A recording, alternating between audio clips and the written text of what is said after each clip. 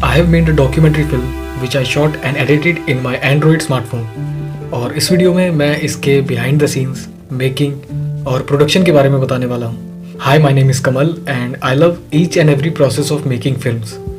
सो जिस डॉक्यूमेंट्री के बारे में मैं बताने वाला हूँ वो अरावली पर बेस्ड है। और अरावली क्या है, मैं इसी के ऊपर क्यों डॉक्यूमेंट्री बनाना चाहता था, ये सारी चीज़ें मैं इसकी प्री प्रोडक्शन के वीडियो में ऑलरेडी बता चुका हूँ। सो अभी मैं सीधे इसके शूटिंग डे से स्टार्ट करूँगा। सो जिस दिन मुझे शूट करने जाना था उससे लास्ट नाइट मैंने अपना सारा सामान पैक किया, जिसमें मेरा एक मिनी ट्राईपॉड, एक 5 फुट का ट्राईपॉड, एक शॉटगन माइक, एक पावर बैंक, डाटा केबल और एक micro SD card, OTG card reader और बाकी की जो एक्सेसरीज़ होती है वो मैंने अपने बैग में पैक की। फिर सुबह 4 बजे उठकर रेडी होके ये सारी चीज़ें रीचेक करके टिफ़िन, पानी की बोतल रख के मैं 5 बजे से पहले घर से निकल गया। फिर 5:45 के आसपास नियरेस्ट मेट्रो स्टेशन पहुंचकर वहां से वेस्ट दिल्ली से मैं गुरुग्राम के लिए निकलता हूं। फिर 7-7:30 बजे के आसपास मैं मिलेनियम सिटी मेट्रो स्टेशन पहुंचता हूं। फिर वहां पहुंचकर मैं एक बाइक राइड बुक करता हूं वहां से 14 किलोमीटर दूर हसनपुर के लिए, जहां से अरावली के पहाड़ स्टार्ट हो जाते हैं। सो वहाँ मैं एक छोटे से पहाड़ के टॉप पर गया जहाँ एक मंदिर है, जिसमें दर्शन करके मैंने थोड़ी देर रिलैक्स किया। मैं वहाँ अगस्त से सितंबर के बीच में गया था, जब वहाँ चारों तरफ बहुत हरियाली छाई हुई थी। वहाँ की शांति और सुंदरता में थोड़ी देर समय बिताकर आपको थोड़ा सा सेल्फिश होने का मन करता है। मन करता है कि और लोगों को इस जगह के बारे में पता ना लगे, वरना ये जगह भी हर दूसरी टूरिस्ट प्लेस जैसी हो जाएगी। सो यही सब सोचते हुए मैं मंदिर से निकला और मैंने कुछ शॉट्स वगैरह लेना शुरू किया।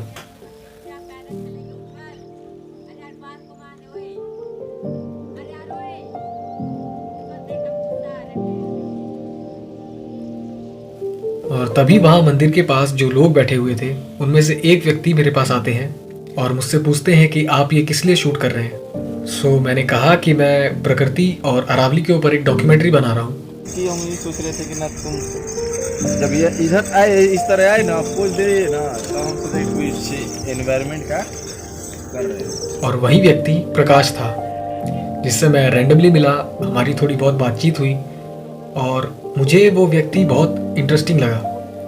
सो मैंने उससे कहा कि मैं प्रकृति को लेके उसका पर्सपेक्टिव अपनी डॉक्यूमेंट्री में भी दिखाना चाहता हूँ, और वो एक सेकंड में ही मान गया। मैं अपनी लाइफ में अभी तक जितने भी लोगों से मिला हूँ, प्रकाश उनमें से सबसे ज़्यादा कॉन्फिडेंट और कैमरा फ्रेंडली इंसान था, इवन मुझसे भी कहीं ज़्यादा। सो मैंने उसका एक शॉर्ट इंटरव्यू शूट किया, जस्ट नॉर्मल एक बातचीत की तरह, और उसके कुछ बी रोल्स वगैरह लिए। प्रकाश का मिलना और उसका इंटरव्यू शूट करना बिल्कुल ही अनप्लान्ड था, और मेरे पास उतना स्टोरेज भी नहीं था। इसी वजह से मैं वहाँ का ज़्यादा कुछ शूट नहीं कर पाया, लेकिन फिर भी मैंने वहाँ के कुछ अलग अलग कॉम्पोजिशंस में, एंगल्स में शॉट्स वगैरह लिए और फिर मैं वहाँ से चला गया। फिर मेरी नेक्स्ट शूटिंग लोकेशन थी फरीदाबाद। तो अभी मैं जा रहा हूँ फरीदाबाद सेव अरावली की बाकी की टीम से मिलने, जहाँ मैंने सैनिक कॉलोनी की नर्सरी में थोड़ा बहुत शूट किया, और मेनली मैंने फरीदाबाद का अरावली फॉरेस्ट, बंधवाड़ी का गार्बेज लैंडफिल माउंटेन और सेव अरावली की टीम का इंटरव्यू शूट किया। और स्पेशली अगर मैं फॉरेस्ट एक्सप्लोरेशन की बात करूं तो मेरा वहाँ वेस्ट दिल्ली से सुबह 8-8:30 बजे पहुँचना ही एक मुश्किल काम था। वहाँ हर थोड़ी देर में हल्की हल्की बारिश हो रही थी, जंगल बहुत ही घना हो रखा था और मेरा चलना ही मुश्किल हो रहा था वहाँ पर। सो ऐसे में वहाँ का एक अच्छा फुटेज शूट कर पाना बिल्कुल इजी नहीं था। मेरे पास कोई गिम्बल नहीं है और ना ही मेरे फ़ोन में OIS या EIS है। सो वो जो फॉरेस्ट एक्सप्लोरेशन का सीक्वेंस है डॉक्यूमेंट्री के सेकंड पार्ट में, जिसमें मैं सब्जेक्ट को फॉलो करता हूँ, वो मैंने हैंड हेल्ड शूट किया अपने मिनी ट्राईपॉड से, और जितना स्टेबल हो सकता था उतना स्टेबल चलते हुए मैंने उस सीक्वेंस को शूट किया।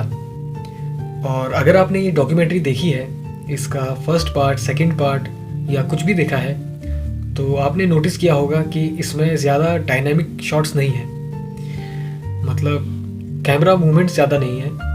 और इस डॉक्यूमेंट्री में majorly basic static tripod shots हैं। सो मैं फरीदाबाद के अरावली फॉरेस्ट में मल्टीपल टाइम्स गया और शूट करने के बाद भी मैं आधे से ज़्यादा चीज़ें तो डॉक्यूमेंट्री में दिखा ही नहीं पाया था, जो आप आगे इसी वीडियो में देखेंगे। और मैं इस डॉक्यूमेंट्री को अच्छे से बना पाया, इसका एक मेन क्रेडिट मैं यश बढ़ाना को देना चाहूँगा, क्योंकि अगर वो इतने अप्रोचेबल, इतने ओपन माइंडेड, वेलकमिंग नहीं होते तो शायद ये नहीं हो पाता। लेकिन फॉर श्योर ये डॉक्यूमेंट्री तब भी बनती। और ये बात मैंने सेव अरावली की टीम से भी कही थी कि अगर कोई भी एनजीओ मुझे परमिशन नहीं देते तब भी मैं ये डॉक्यूमेंट्री बनाता, और बाकी का शूट करने के लिए भी मैं अकेले ही जाता। पर ट्रूली मैं वो नहीं कर पाता जो मैं सेव अरावली के साथ मिलकर कर पाया।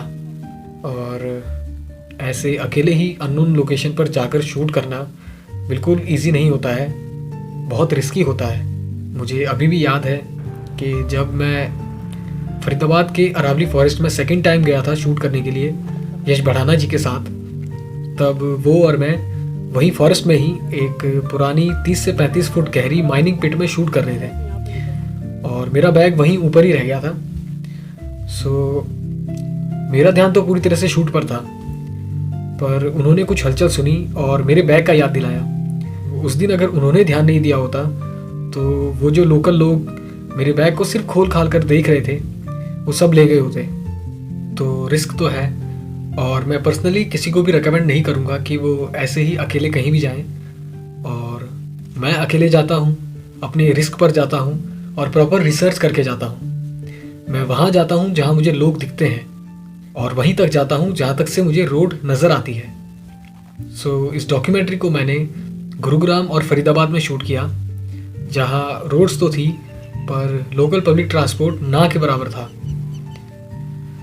और इसमें मैं कितने किलोमीटर अकेले ही पैदल चला हूँ वो तो मैं ही जानता हूँ।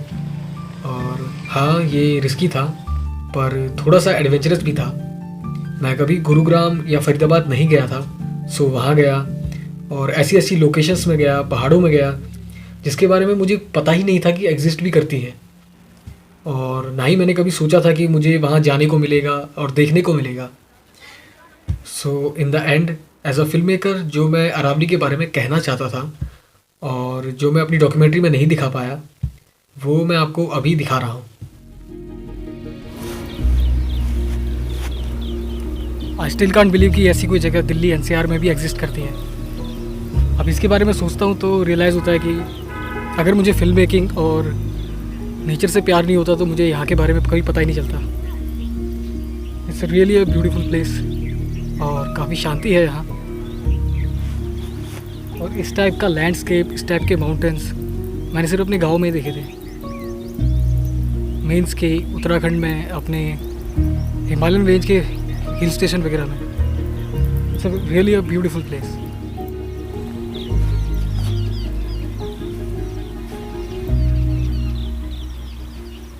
क्या जगह है ये। अभी थोड़ी देर पहले यहाँ पे पैराग्लाइडिंग हो रही थी, और पैराग्लाइडिंग और दिल्ली के अंदर कभी सोचा नहीं था मैंने कि ऐसा कभी हो भी सकता है।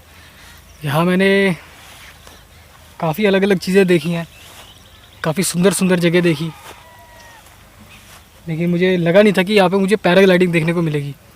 अभी मैं उसे रिकॉर्ड तो कर नहीं पाया ज़्यादा, थोड़ा बहुत तो स्काई में दिख रहा था थोड़ी दूरी पर, तो उतना ही मैं रिकॉर्ड कर पाया। और अरावली के बारे में मैं ज़्यादा कुछ शायद उतनी वीडियो में नहीं दिखा पाया हूँ, और पर मैं पूरे दिल से चाहता था कि मैं ये करूँ और अरावली के बारे में लोगों को बताऊँ, इसके ऊपर एक डॉक्यूमेंट्री फ़िल्म बनाऊँ। अकेला मैं यहाँ लेपर्ड ट्रेल पे आया हूँ और मुझे नहीं लगता कि मुझे यहाँ होना चाहिए या नहीं होना चाहिए इस टाइम में अकेले। बट कुछ लोग हैं पीछे वहाँ पर जो साथ में ही हैं, लेकिन जो मैं करना चाहता था क्या वो ट्रूली हो पाया है ये तो सिर्फ एडिट में पता लगेगा। आई गेस कि ठीक ही रहा होगा और सब कुछ साफ रिकॉर्ड भी हो रहा होगा, और मैं जो दिखाना चाहता था वो मैं दिखा पाया हूँगा।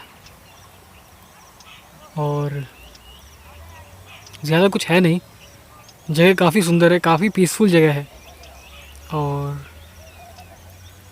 यहाँ पर आपको सिर्फ आना ही नहीं चाहिए बल्कि यहाँ के बारे में आपको थोड़ी नॉलेज भी होनी चाहिए। और अरावली के बारे में जानना अरावली के बारे में सही इन्फॉर्मेशन, ज़रूरी इन्फॉर्मेशन बता पाना, यही इस डॉक्यूमेंट्री का मेन पॉइंट है कि मैं अरावली के इम्पोर्टेंस के बारे में ठीक से बता पाऊँ, मेरी वीडियो के थ्रू या मेरी डॉक्यूमेंट्रीज़ के थ्रू। अगेन मे भी इसमें दिखा रहा होगा, फिर से इसमें पैराग्लाइडिंग शुरू हो गई है और बैकग्राउंड में देख पा रहे होंगे शायद कि इसमें पैराग्लाइडिंग हो रही है। मे भी एक आध चक्कर में वो दोबारा रिपीट करेगा और शायद ये मैं रिकॉर्ड भी कर पाऊँगा। देखता हूँ एक मिनट।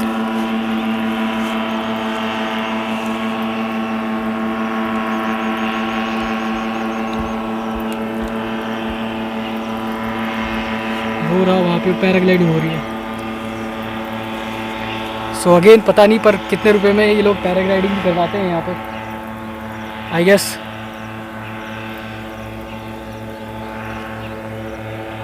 मे बी समडे किसी दिन मुझे भी मौका मिलेगा कि मैं सब पैराग्लाइडिंग करूँ और एरियल व्यू ऊपर से इस जगह को देख सकूँ और यहाँ के बारे में और अच्छा एक्सपीरियंस कर सकूँ। पता नहीं मैं क्या बोलना चाहिए, मुझे कुछ समझ में नहीं आ रहा, मेरे पास सही शब्द नहीं है यहाँ के बारे में बताने के लिए। जगह काफ़ी सुंदर है और बाकी मैं बैकग्राउंड में बोल दूँगा।